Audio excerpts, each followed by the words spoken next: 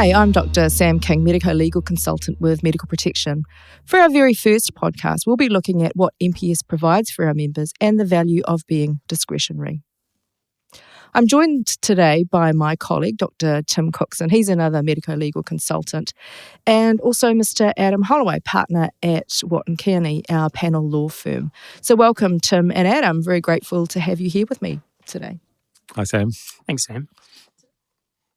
So not all of our members are aware of all the benefits of membership, and I thought it'd be helpful if we explain who MPS are, what we offer, and in particular the benefits of being discretionary rather than offering an insurance product, because I know that some of you have that as a question mark. MPS is a mutual owned by our members rather than shareholders, and we are not for profit. We represent the interests of our members, which influences the decisions we make and what we offer as benefits to our members. Being a mutual allows us to be flexible and adjust quickly to the changing needs of our membership. We are occurrence-based, and what that means is that so long as you were a member at the time of the incident, even if you are no longer our member, we will cover you. So when you retire or stop your membership for any reason, you don't need to purchase additional tail cover. Incidentally, we have branches in the UK, Ireland, South Africa, Hong Kong, Malaysia, the Caribbean, and Bermuda. But we're obviously going to focus on the New Zealand office, where we have 8 doctors covering a range of specialties who make up the medico-legal consultant team. We also have 2 nurses and a trained lawyer who are our case managers. I'm sure many of you have spoken to them already. Tim, as a doctor on the team, what do you enjoy about being a medico-legal consultant? Well, thank you, Sam. That's a very personal question to ask straight off. But I get personal, don't you worry.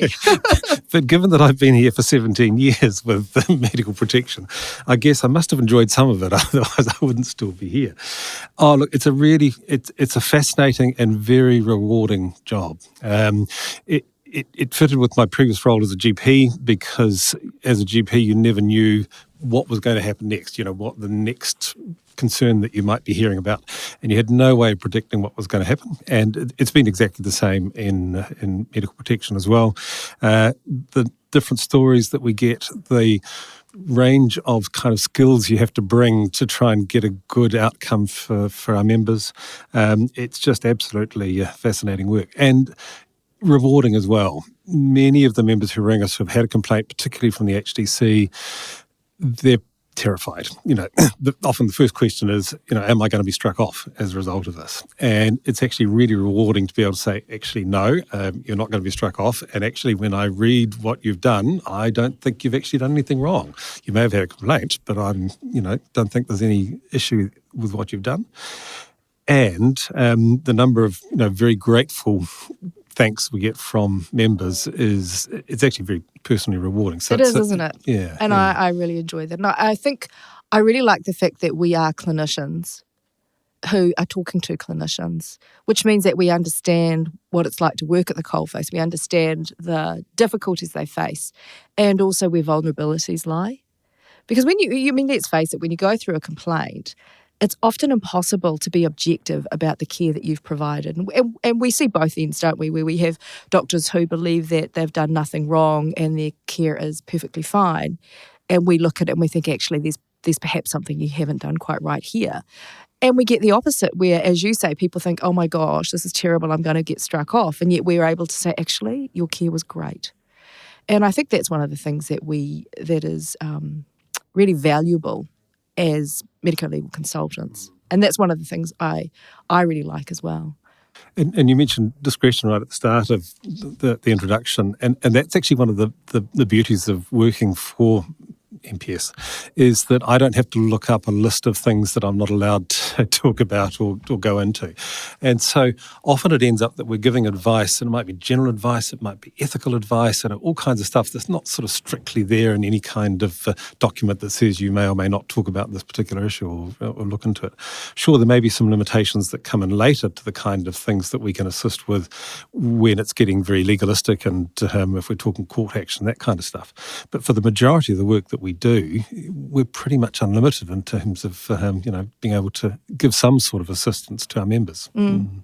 And with my background in general practice similar to yours, the fact is in general practice, anything could walk in the door, and that's the same in our job. And it's just a fascinating field to be working in. And I think that's why all of us really, really enjoy the work that we do. I know that a lot of our members think that we're lawyers, but I just want to let our listeners know that actually we're not lawyers per se. We are clinicians with legal credentials to varying degrees, and some of us have an LLB, others have an LLM, Masters, and that's my qualification, the Masters in Healthcare Law and Ethics. Adam, I'd like to bring you in on the conversation if you don't mind. You've worked with us on our files for quite a few years now. What would you say are the advantages of having a clinician working on cases and giving phone advice?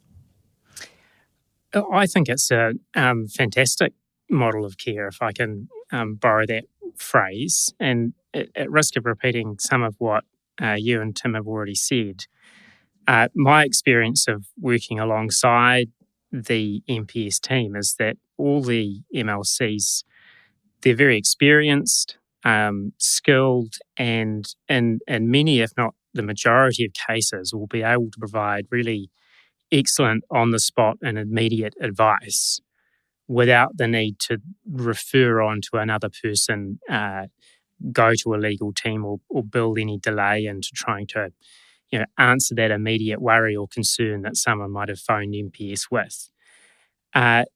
And this is my perspective, of course, as a lawyer, not a clinician, but I do perceive from the relationships I then develop with those cases that are referred on to me, that there is a real value in your members being able to speak directly with a peer. And the MLCs, I think, as you've mentioned, can cover a range of specialties and have really good peer-to-peer clinical conversations that I might not be able to have.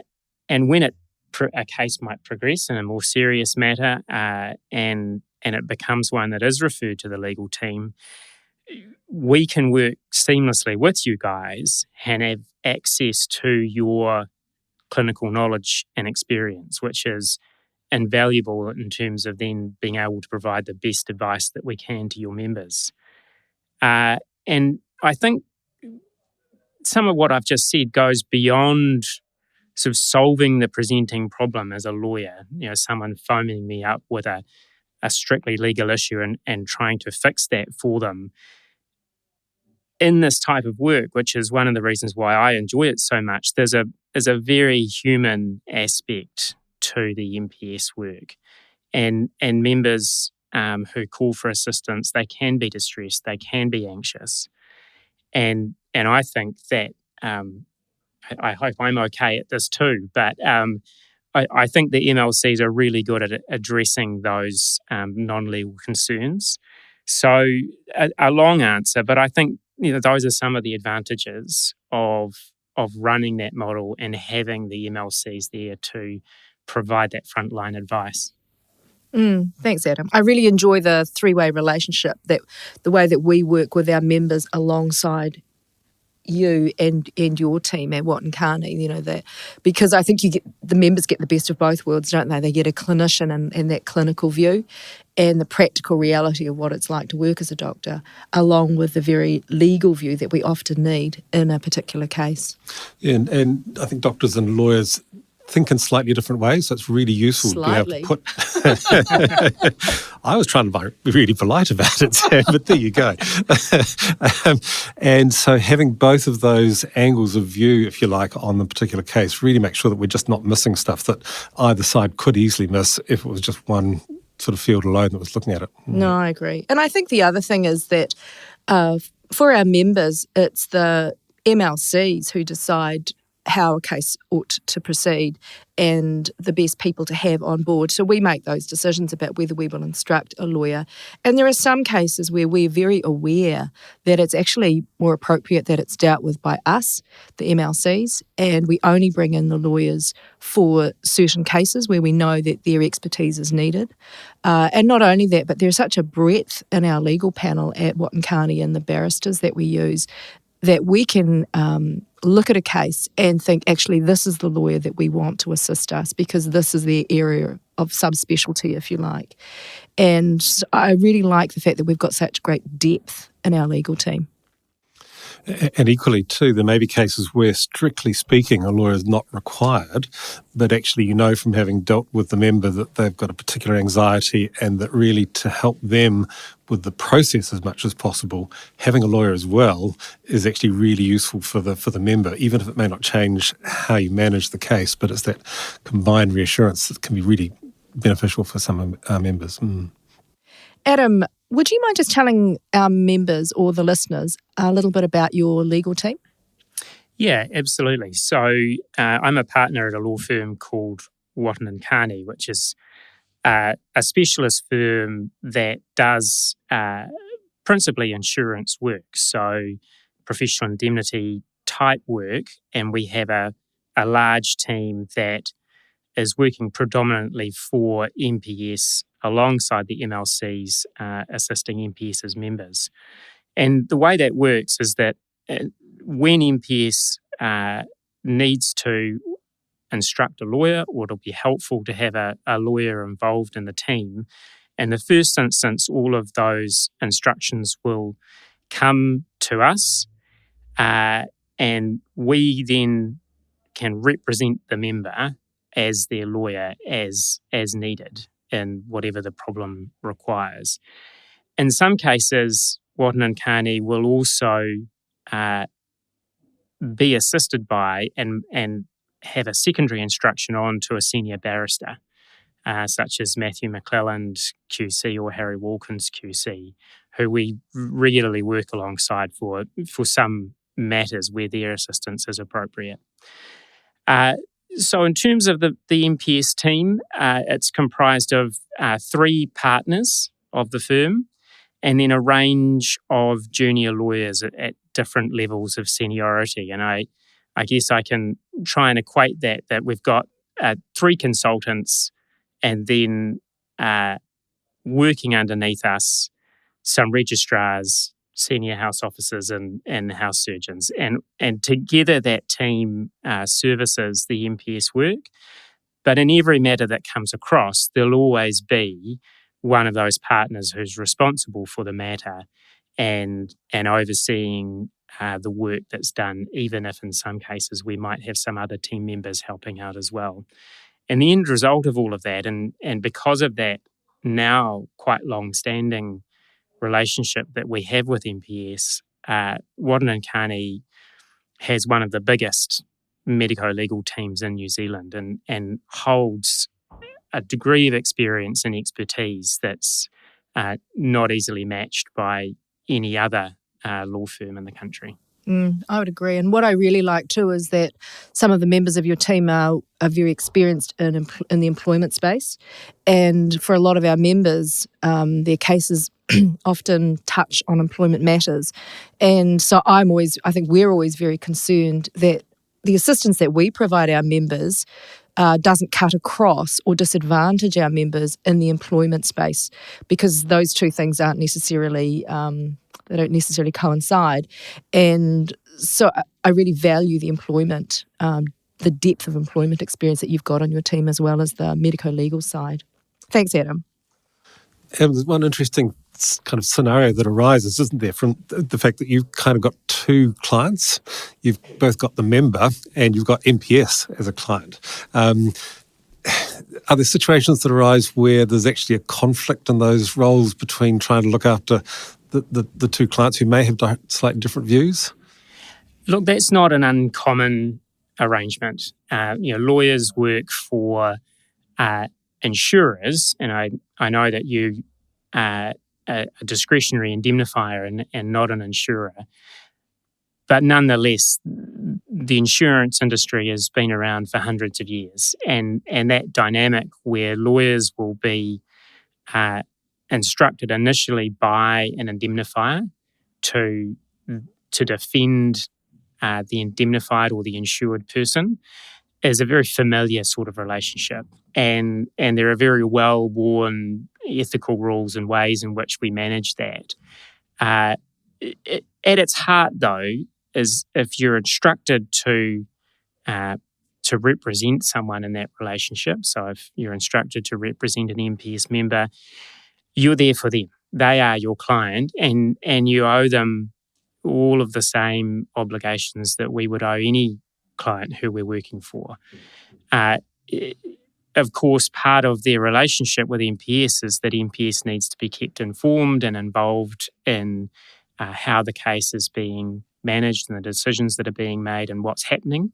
Again, the same as any other indemnifier type instruction.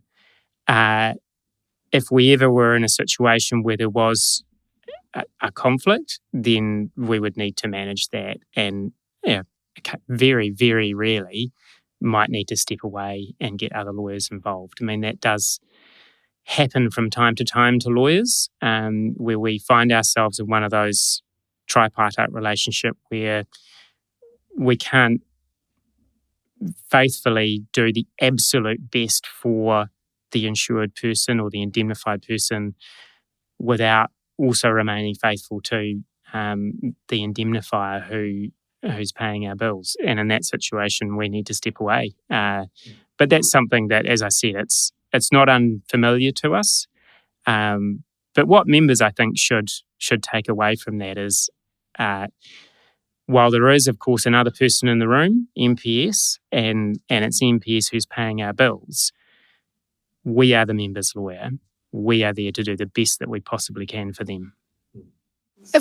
Moving on from that, if you think about some of our members are aware, of course, that because we cover the overwhelming majority of the doctors in New Zealand are our members, that when they're in conflict with another clinician, I know that some members get a little anxious around that. And so I just wanted to reassure the people listening that because of the depth of our team and the depth of the legal team, what we do is we have enough advisors so that every party has their own representation. They get their own MLC, they get their own lawyer, and we put up Chinese walls between us. So we do not look at each other's files. We ensure that any conversations are upfront and appropriate and professional. And we do seek consent if we want to talk to another MLC about their case in order to try and bridge a gap perhaps between two of our members. So I just want to reassure you that we have that kind of depth in our team.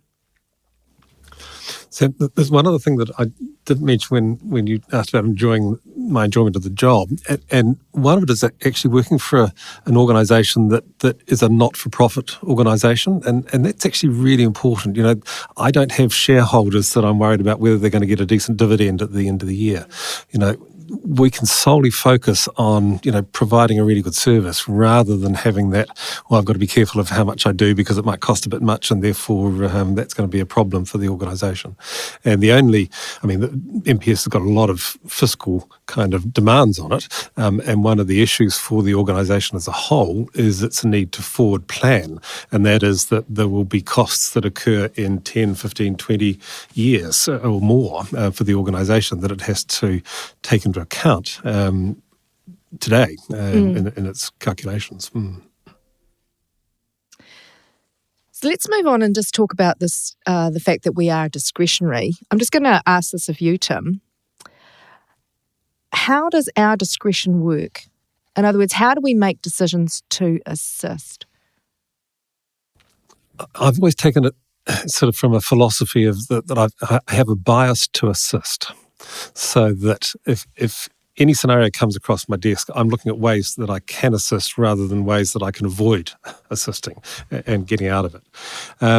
And so unless it's clearly outside our remit, so for example, employment matters are clearly outside our remit, but that doesn't stop us from sometimes having conversations about it with a member and then making sure that they go and get the appropriate advice from an employment specialist such as Wotton Kearney. So it's great to have that kind of independence to be able to make those decisions and say, yeah, I think it's arisen out of this doctor's work. I think this is something that I can assist with and go ahead and do that. No, that's certainly been my experience as well. And I'd have to say that when employment does comprise a very small component of a case, I mean, we just cover that. There's no point in us saying, well, there's 5% of your case that's employment, you need to go and get separate advice. Because of the employment lawyers who are on the health team, they can provide a little bit of advice, and MPS covers that. We don't have a problem with that. And I think I agree. We look for ways to be inclusive in terms of what we can assist members with. It's probably also worthwhile talking about our relationship with ASMS, isn't it? Because they handle a lot of the employment matters for employed doctors, mostly in the DHB. And we work closely with ASMS, and where there are issues, which often arises where, as you say, there are both employment and clinical issues that are coinciding, then I think as teams we work well together. We each look after our area of expertise and make sure that we're not in conflict with each other in the advice that we give. Mm. Do you think that being discretionary means that we cover more than an insurer or less? My gut feeling is more. I don't have any direct comparison, but I certainly know that we don't have big lists of exclusions that we can't cover. Adam, as you say, has probably had more experience in looking at other organisations and may be able to comment on that. Well, I think the short answer to that is that under the MPS model, cover is, in my experience, broader and deeper than the comparison. And I've certainly, worked and do work for insurers who are writing policies for professional indemnity, and I've worked on a daily basis for MPS. I know that my wife's a paediatrician, and when she asked me where to get her cover from, I said, go and get it from MPS. And I don't know if that's a quick way to answer the question, but I can certainly go into the detail of why that's so, and perhaps put a bit more colour and detail around what my experience has been of the discretion, and what that means to me as a lawyer in terms of the amount of assistance I can provide. That'd be great, Adam, if you could just expand on that a little bit more for us. Yeah, absolutely. So, look, MPS is the only discretionary indemnifier that I do work for as a lawyer. But my experience of it is that it is really uniquely beneficial to members. Members obviously are entitled through membership to approach MPS and ask for assistance or indemnity, which MPS then provides on a discretionary basis, depending on what's best for its membership, being a non-profit. But what that means in practice, in terms of how I experience the instructions, is that the scope and depth of MPS assistance is greater than what would be the normal sort of delineation of cover under an insurance policy. And what I mean by that is an insurance policy is at its heart a contract written by lawyers, and it's intended to precisely define the circumstances in which the insured will be covered, but also the circumstances in which they won't be covered. And also when they do have cover, how far that cover runs. And so while it might be a comfort to say, I know I have a contractual right to cover, what that contract also does is make it very clear what the limits and exclusions to that cover will be. And those bright lines around the extent of cover are generally quite important to insurance companies, because they write these policies and then have an actuarial assessment of the risk they're taking on, how much money and assets they need to hold to cover that risk, and how they need to manage these policies and charge for them to still generate a profit at the end of the day. So you're working in an insurance model. The question is, for a lawyer, not only have you got the skills to assist this person and defend them, but also, are there any coverage issues? Now, sometimes it might be that independent lawyers are instructed to answer that question, but it's never a question that isn't asked by an insurer, is am I actually required to assist here or not? And that's quite a different mindset from MPS, which might, as I think Tim said earlier, how can I help this person? And of course, there will be circumstances where anyone's patience might run thin. And I, have been involved on very, very rare occasions where MPS assistance has come to an end. But never has that happened in circumstances where if I was working within the bounds of a normal sort of PI, professional indemnity policy, that cover wouldn't have been withdrawn anyway under that policy. That I haven't encountered a circumstance where MPS has decided not to assist where a policy might have responded.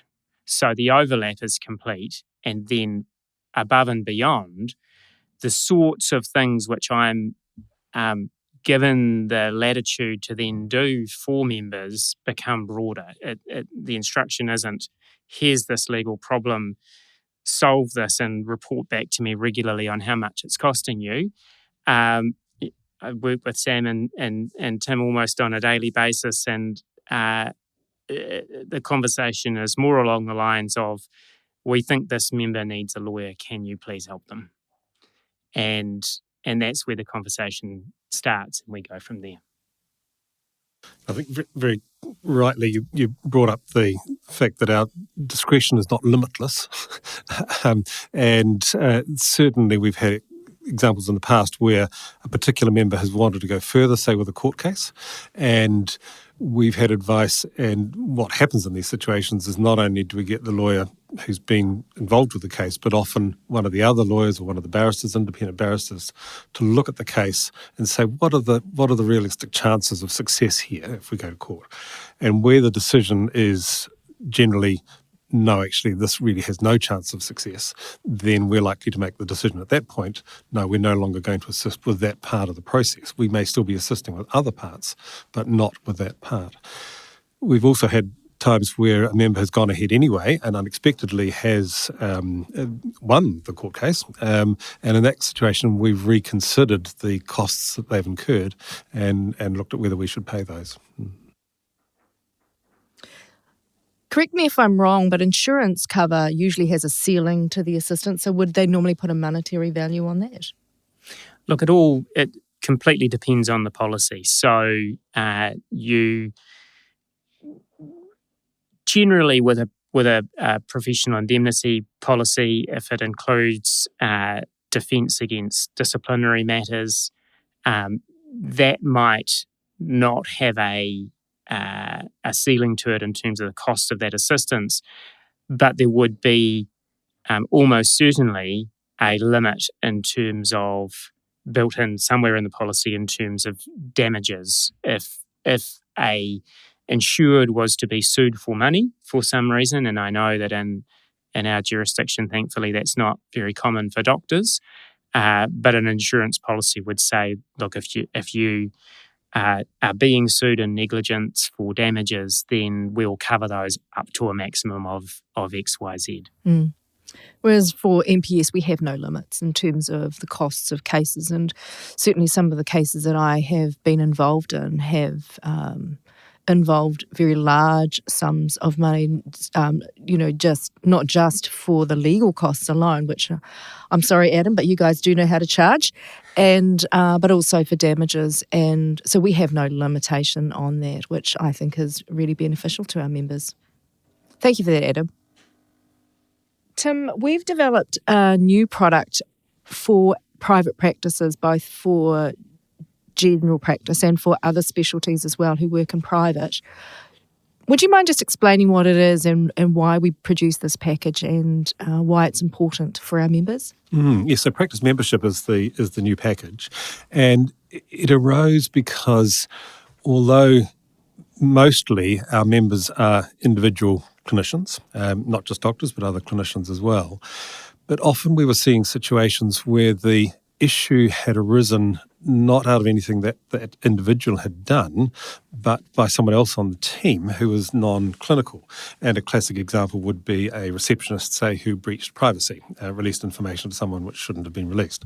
And so although we had no responsibility really whatsoever to assist that receptionist and therefore the practice as a whole, we always saw that as being part of the overall thing that we did. And it was a classic example of, a big extension of discretion. Unfortunately, what we realised over time was that that was getting larger and larger, and that MPS really could no longer continue to provide that as a free service in effect. And so we looked at not only being able to provide reassurances for practices that yes, they would be covered for anything that their receptionists did, but also to be able to offer sort of other things as well. So the package doesn't just include cover for receptionists, practice managers. It also covers the nurses who work there, even though they may also have indemnity with the nursing organisation. It might, and other people working within the practice. But we also provide education for those people as well. And they also have access to the counselling service, which up until now has been just for our members as well. So there's a lot of additional benefits, as well as the reassurance for a practice that, yes, they are going to be covered for those issues that they might have been worried will not cover. We've also seen a sharp increase in the cases where the HDC have found practices vicariously liable, haven't we? And that's really been an impetus of ours to be able to provide this package, because it has significant implications for practices at times. And certainly there's been a gap in terms of cover for that. That's great. Adam, do you have something to say? I was just going to mention, Sam, that I find increasingly as models of care change, you'll, for a primary care case, often have multiple clinicians, doctors and nursing staff who will be involved in something that might have gone wrong. And so having a membership that responds at that organisational level makes sense when you're dealing really with an episode of care that's been provided by a team rather than just an individual. No, it's certainly easier, isn't it? Because where there is no conflict of interest, practices will get the same MLC, the same lawyer if needed, to assist them. And then there's no disjointed care, if you like, that we provide. No, that's really helpful. Thanks. So just moving on to the sorts of things, I'm just going to very quickly talk about the sorts of things that MPS do offer our members. So most of you will know that we have an advice line, which includes out-of-hours emergency support 24/7, and one of the MLCs will be on the end of the phone, so you'll always be speaking with one of the clinicians. We also assist with matters that are related to your clinical practice, which involves complaints to the practice, the DHB, HDC, medical counsel, privacy issues, tribunals, and the privacy issues. And we also step in where the police are involved. We offer the education. I think Tim's already mentioned that, the educational workshops, both, we're not doing in person at the moment because of some pandemic that happens to have touched our country, but we're doing virtual workshops now, and there are more coming online next year. As many of you will know, we provide webinars and now podcasts. We also provide a lot of bespoke presentations at conferences and small groups around the country, so we're quite happy for our members to contact us and ask for a bespoke presentation, and if we can possibly provide someone to speak, we certainly do, and some of us travel around quite a lot doing that, in fact. Tim, what are the other things that we provide? One of the things that doctors don't like is having media attention, and we're certainly very happy to assist with that. And sort of as an extension of that, although not common, we've had doctors who have been defamed in public, and we've certainly pulled out all the stops really to assist those doctors, and have had some pretty good successes actually in doing that. And I think that's probably meant that the media's a little less inclined to make statements that they can't absolutely back up. So I think that's been successful.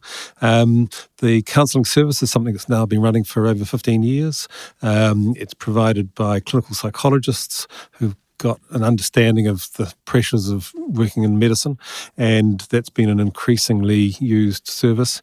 And we know from having studied it in its early days that it's very much an appreciated service as well by those who do need it.